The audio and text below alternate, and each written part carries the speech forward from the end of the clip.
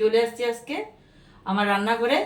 আজকে আমি লোটে মাছের তরকারি করব, শুকনো মাছ, ড্রাই ফিশ।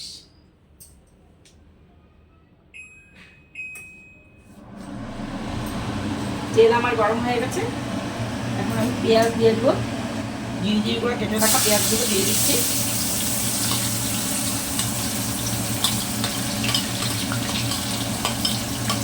পেঁয়াজগুলো একটু লাল করে ভেজে নেব।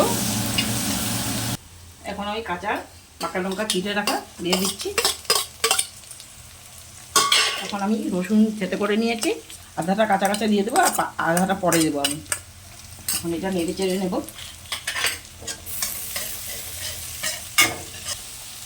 মোটামুটি একটু ভাজা ভাজা হয়ে গেছে।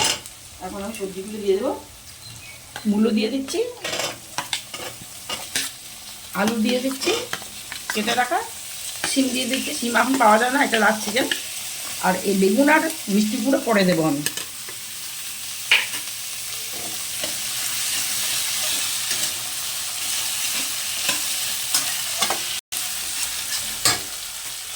এখন আমি বেগুন আর মিষ্টি গুঁড়ো কাটা ভেজে দিয়ে দিচ্ছি। এখন দেবো আমি হলুদ গুঁড়ো পরিমাণ মতো, আর কাশ্মীরি লঙ্কার গুঁড়ো দিব কালারের জন্যে। ঝালের জন্য তো কাঁচা লঙ্কা দিয়েছি, কাঁচা পাকা লঙ্কা চিড়ে। নুন দিয়ে দেবো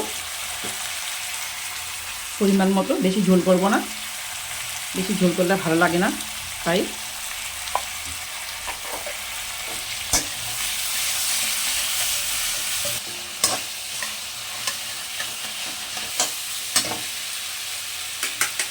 এখন আমি ভেজে রাখা লোটে মাছগুলো দিয়ে দেবো।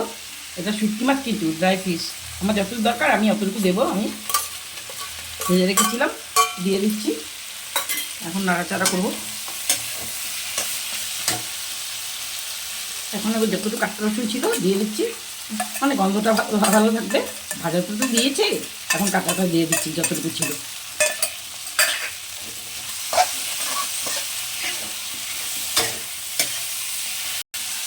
আমার আদা সিদ্ধ হয়ে গেছে, এখন আমার একটু জল দিতে হবে বাকিটা সিদ্ধ হওয়ার জন্য খানিকটা।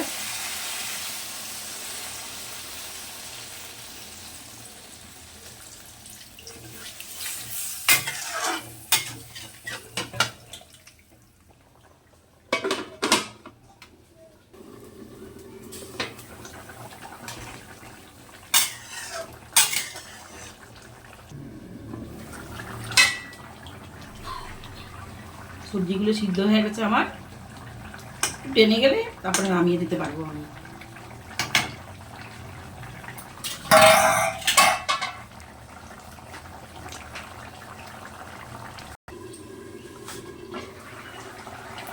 আমার তরকারিটা হয়ে গেছে, লোটে মাছের তরকারি, ড্রাই ফিশের তরকারিটা হয়ে গেছে। খেতে আমার খুব ভালো লাগে, হয়ে গেছে। এখন আমি অফ করে দেবো চুলা ফ্যানটা। দেখো বন্ধুরা, আমার ড্রাই ফিশের কারিটা কেমন হয়েছে, দেখতে কেমন হয়েছে একটু কমেন্ট করে আমাকে জানাবে কেমন হয়েছে আমার কারিটা দেখতে।